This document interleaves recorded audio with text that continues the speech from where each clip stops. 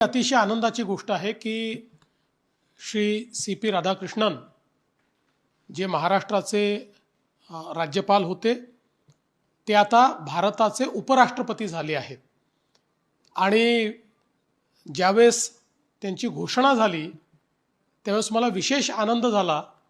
याचं कारण त्यांची घोषणा करत असताना त्यांचा जो पत्ता सांगितला गेला तो मुंबई राजभवन हा पत्ता त्यांचा सांगितला गेला।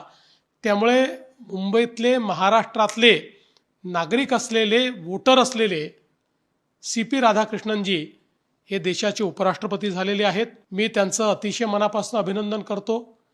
देशाचे प्रधानमंत्री माननीय नरेंद्र मोदीजी ज्यांनी या संदर्भात पुढाकार घेतला त्यांचे देखील मी अतिशय मनापासून आभार मानतो। आणि NDAच्या सगळ्या घटक पक्षांचे मी आभार मानतो आणि अभिनंदन करतो की त्यांनी एक अतिशय उत्तम अशा प्रकारचे राष्ट्रपती या देशाकरता निवडले आहेत।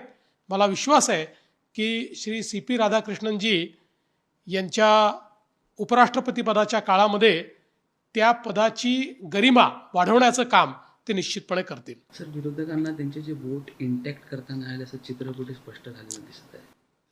विरोधकांनी विनाकारण बडबोलेपण केलं, जास्त बोलले, NDAचे मतं आम्ही फोडू म्हणून सांगितलं, पण झालं उलटंच।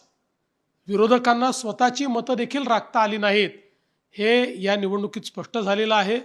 विनाकारण काहीतरी वातावरण तयार करायचं आणि मग तोंडावर पडायचं अशा प्रकारची अवस्था विरोधकांची आहे।